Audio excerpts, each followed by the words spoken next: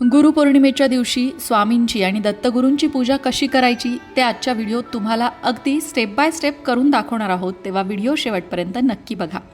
मंडळी, गुरुपौर्णिमेच्या दिवशी स्वामींची पूजा करण्यासाठी तुम्हाला इथे दिसत असेल एक चौरंग घेतलेला आहे आणि त्यावर एक वस्त्र अंथरलेलं आहे.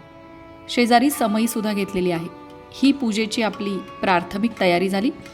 पूजेची एक साधी सोपी आणि साधारण पद्धत आपण आजच्या व्हिडिओत बघणार आहोत. पण या पद्धतीमध्ये सुद्धा तुमच्या गावानुसार, तुमच्या प्रथेनुसार, तुमच्या घरानुसार, कुलधर्म कुलाचारानुसार यामध्ये काही थोडाफार बदल असू शकतो. पद्धती वेगवेगळ्या असतात, प्रथासुद्धा वेगवेगळ्या असतात, पण एक सर्वसाधारण पद्धत या व्हिडिओत बघायला मिळेल. वेळ न घालवता सुरुवात करू. आता इथे जी आपण समई घेतलेली आहे ना, ती समई प्रज्वलित करून घ्यायची, कारण पूजेआधी दिवा लावून घ्यायचा. तर त्याप्रमाणे ही समई, तुमच्याकडे समई नसेल तर तुम्ही छोटा तेलाचा दिवा घेतला तरी चालेल आणि ती प्रज्वलित करून घ्यायची. प्रज्वलित केल्यानंतर त्या समईला फूल वाहायचं, हळदी कुंकू वाहायचं. याचा अर्थ असा असतो की अग्नीच्या साक्षीने आपण ही पूजा करत आहोत. याप्रमाणे समईची पूजा झाल्यानंतर आता तुम्हाला दिसत असेल चौरंगावरती फुलं मांडलेली आहेत सगळीकडे. तुम्ही तुमच्या पद्धतीने सजावट करू शकता, तुम्हाला हवी तेवढी फुलं वापरू शकता. पण सगळ्यात आधी आपल्याला जी करायची आहे ती गणपतीची पूजा करायची आहे. त्यासाठी ही सुपारी जी आहे ती गणपती म्हणून आपण स्थापित करणार आहोत. आता आपण आपल्या गणपती बाप्पाला तामणामध्ये ठेवूया. आपल्याला गणपती बाप्पाला अभिषेक करायचा आहे. अभिषेकासाठी दूध आणि पाणी लागणारे पंचामृत घेतलं तरीसुद्धा चालेल.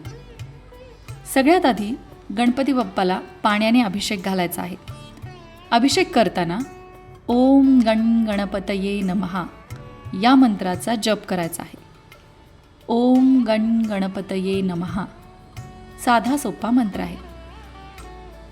त्यानंतर दुधाने किंवा पंचामृताने सुद्धा अभिषेक करायचा आहे. ओम गण गणपतये नमः, ओम गण गणपतये नमः.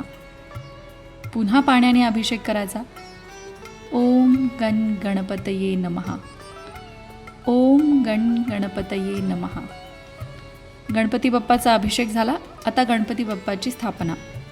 विड्याची 2 पानं घेतली आहेत आणि त्याच्यावरती तांदूळ ठेवलेले आहेत. त्यावरच गणपती बाप्पाची स्थापना करणार आहोत. गणपती बाप्पाला हळदी, कुंकू, अक्षदा आणि फुलं अर्पण करायचे आहेत. गणपती बाप्पाचे जे स्तोत्र मंत्र तुम्हाला येत आहेत ते तुम्ही इथे म्हणू शकता. प्रत्येक पूजेआधी गणपतीची पूजा केली जाते, म्हणून आपण ही गणपती बाप्पाची पूजा करून घेतली. आता तुम्हाला दिसत असेल की दत्तगुरूंचा एक छोटा फोटो मांडलेला आहे. तुमच्याकडे मूर्ती असेल दत्तगुरूंची तर तुम्ही मूर्ती घेऊ शकता, आणि तुमच्याकडे दत्तगुरूंची मूर्तीही नसेल, फोटोही नसेल तर तुम्ही एक सुपारीसुद्धा दत्तगुरू म्हणून स्थापित करू शकता आणि त्याची देखील पूजा करू शकता. पण आता इथे माझ्याकडे फोटो आहे. आता फोटोला अभिषेक घालता येत नाही, बरोबर, म्हणून फोटोचं प्रोक्षण केलं जातं. प्रोक्षण म्हणजे काय, तर फूल घ्यायचं, ते पाण्यामध्ये बुडवायचं आणि ते पाणी त्या समोरच्या प्रतिमेवर, चित्रावर शिंपडायचं. याला म्हणतात प्रोक्षण करणं. मग जसं आपण अभिषेक करताना पाण्याने करतो आणि मग दुधाने करतो, तसंच प्रोक्षण करताना सुद्धा आधी पाण्याने प्रोक्षण करायचं आणि मग दुधाने करायचं. याप्रमाणे मी इथे आधी पाणी शिंपडलं, त्यानंतर दूध शिंपडलेलं आहे, प्रोक्षण केलं आहे, हाच शब्द योग्य आहे. त्यानंतर एका स्वच्छ वस्त्राने दत्तगुरूंचा फोटो पुसून घेतलेला आहे. गुरुर्ब्रह्मा गुरुर्विष्णू गुरुर्देवो महेश्वरा गुरु साक्षात परब्रह्म तस्मै श्री गुरुवे नमः हा मंत्र म्हणून दत्तगुरूंची पूजा आपण करतो आहोत. चंदन घ्यायचं आणि दत्तगुरूंना सगळ्यात आधी चंदन लावायचं. त्यानंतर दत्तगुरूंना हळदी, कुंकू आणि अक्षदा अर्पण करायच्या. फुलं वाहायची. सोनचाफा हा स्वामींना आणि दत्तगुरूंना प्रिय आहे. पिवळी फुलं खास करून गुरुतत्वाला अर्पण केली जातात आणि म्हणून मी इथे सोनचाफ्याचा छोटासा हार करून घेतलेला आहे. आता माझा हा फोटो खूप छोटा आहे, म्हणून मी अगदी फोटोला बसेल एवढाच छोटा हार केलेला आहे आणि हा हार अर्पण करूया. दत्तगुरूंची पूजा आपली झालेली आहे. आता आपल्याला स्वामींची पूजा करायची आहे. त्यासाठी माझ्याकडे इथे स्वामींची ही छोटीशी मूर्ती आहे. तुमच्याकडे पितळेची असेल, तांब्याची असेल, दुसरी कुठलीही असेल तरी चालेल, किंवा स्वामींचा फोटो असेल तरीसुद्धा चालेल. माझ्याकडे ही छोटी मूर्ती होती म्हणून मी हीच पूजेसाठी घेतलेली आहे. ताम्हणामध्ये ही मूर्ती आपण ठेवून घेऊया आणि आता स्वामींना अभिषेक करायचा आहे. स्वामींना अभिषेक करताना तुम्ही तो दुधाने, पंचामृताने सुद्धा करू शकता. इथे मी दूध घेतलेलं आहे. सगळ्यात आधी पाण्याने अभिषेक करायचा. अभिषेक करताना श्री स्वामी समर्थ, श्री स्वामी समर्थ, श्री स्वामी समर्थ असं म्हणत एक एक पळी पाणी स्वामींच्या मूर्तीवर अर्पण करायचं आहे. 3 पळ्या पाणी अर्पण केलं. त्यानंतर दुधाच्या सुद्धा 3 पळ्या अर्पण करायच्या आहेत. श्री स्वामी समर्थ, श्री स्वामी समर्थ, श्री स्वामी समर्थ. त्यानंतर फुलांच्या पाकळ्यांनी अभिषेक घालायचा आहे. म्हणून फुलांच्या या पाकळ्या पळीमध्ये मी घेतल्या आणि त्यासुद्धा स्वामींना अर्पण केल्या.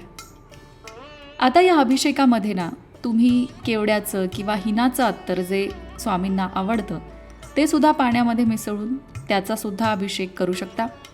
कुंकू मिश्रित पाण्याचा अभिषेक, चंदन मिश्रित पाण्याचा अभिषेक, असं वेगवेगळे जे सुगंधी तत्व आहेत त्या सगळ्या तत्वांचा तुम्ही तुमच्या पाण्यामध्ये समावेश करून त्या पाण्याने स्वामींचा अभिषेक करू शकता.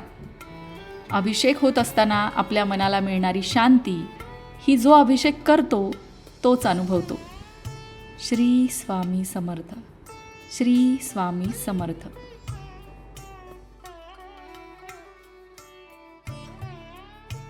स्वामींना अभिषेक करून झाल्यानंतर इथे चौरंगावरती तांदूळाने स्वस्तिक काढायचं आहे आणि त्यावर स्वामींची मूर्ती स्थापित करायची आहे.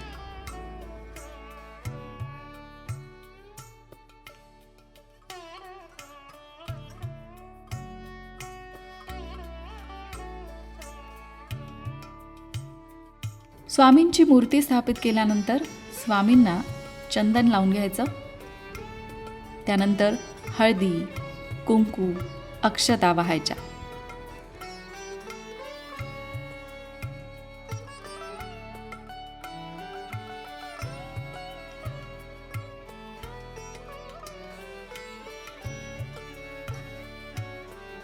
आणि स्वामींसाठी सुद्धा इथे मी सोनचाफ्याची फुलं आणलेली आहेत. काल मला ती फुलं मिळत नव्हती.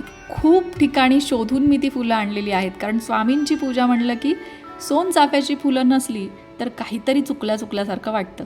पण जरी तुम्हाला नाही मिळाली तरी तुम्ही झेंडूची फुलं, पिवळी फुलं अर्पण करायची आहेत. त्यामुळे तुम्ही झेंडूची फुलंसुद्धा अर्पण करू शकता. या पद्धतीने फुलं अर्पण केली आहेत. सुंदर सुगंध पसरावा यासाठी हा मोगऱ्याचा गजरासुद्धा मी अवतीभोवती ठेवते आहे, जेणेकरून छान वातावरण तयार होईल. जसं आपल्याला पूर्ण चौरंग सजवता येईल त्या पद्धतीने सजवायचा आणि मन लावून पूजा करायची. पूजेत एखादी गोष्ट कमी असेल तर चालेल, पण आपला भक्तिभाव कमी पडला नाही पाहिजे, कारण देव शेवटी भावाचा भुकेला असतो. स्वामींची पूजा झालेली आहे, दत्तगुरूंची पूजा झालेली आहे आणि गणपती बाप्पाची सुद्धा पूजा झालेली आहे. आता काय राहतं सांगा बरं? अर्थात नैवेद्य. आता नैवेद्यासाठी मी काय घेतलं आहे? स्वामींच्या नैवेद्यामध्ये पिवळ्या वस्तू हव्या म्हणून केळी घेतली आहे आणि मोतीचूरचे लाडू घेतलेले आहेत. तुम्ही तुमच्याकडे जो पदार्थ असेल किंवा तुम्हाला जो पदार्थ करणं शक्य असेल तो तुम्ही करू शकता. तसं तर गुरुपौर्णिमेच्या दिवशी दत्तगुरूंना पुरणाच्या पोळीचा नैवेद्यसुद्धा दाखवला जातो. तुम्हाला करणं शक्य असेल तर पुरणाची पोळीसुद्धा तुम्ही करू शकता आणि अगदीच काही शक्य नसेल तर अशी पिवळी मिठाई घेतलीत तरीसुद्धा चालेल. इथे मी नैवेद्य दाखवलेला आहे. नैवेद्य दाखवून झाल्यानंतर आपल्याला करायची आहे आरती. आरती करण्यासाठी इथे मी एक तुपाची निरांजन घेतलेली आहे आणि कापूर घेतलेला आहे. सगळ्यात आधी गणपती बाप्पाची आरती करायची. गणपती बाप्पाची आरती झाल्यानंतर दत्तगुरूंची आरती करायची आणि नंतर स्वामींची आरती करायची. आता ज्यांनी गुरुचरित्र पारायण केलं असेल त्यांच्या पारायणाचं उद्यापन गुरुपौर्णिमेच्या दिवशी असतं. त्यांना तर पुरणाचाच नैवेद्य दाखवायला लागतो, पूर्ण स्वयंपाक करावा लागतो आणि त्याचाच नैवेद्य असतो. पण जरी तुम्ही कुठलंही पारायण केलं नसेल किंवा कुठलाही संकल्प आधी घेतला नसेल तर या साध्या सोप्या पद्धतीने तुम्ही गुरुपौर्णिमेच्या दिवशी पूजा केलीत तरीसुद्धा तुमच्या मनाला शांतीचा अनुभव येणार आहे आणि तुमची पूजा स्वामींपर्यंत पोहोचणार आहे. पूजा झाल्यानंतर स्वामींची दत्तगुरूंची स्तोत्र जी येत असतील ती नक्की म्हणावीत. दत्तबाबांनी येत असेल तर दत्तबाबांनी म्हणावं. स्वामी चरित्र पूर्ण वाचणं शक्य नसेल तर एखादा अध्याय पठण करावा किंवा गुरुचरित्रातला एखादा अध्याय पठण करावा. अगदीच काही नसेल जमत तर एक माळ श्री गुरुदेव दत्त असा जप करावा किंवा अगदीच काही जमत नसेल तर श्री स्वामी समर्थ हा 108 वेळा जप करावा. खूप आपल्याला करायला जमत नसेल ना तर एखादी दुसरी गोष्ट करावी, पण ती मनापासून करावी. आजची पूजा तुम्हाला कशी वाटली कमेंट करून नक्की सांगा. आणि कमेंट बॉक्समध्ये श्री गुरुदेव दत्त श्री स्वामी समर्थ लिहायला विसरू नका.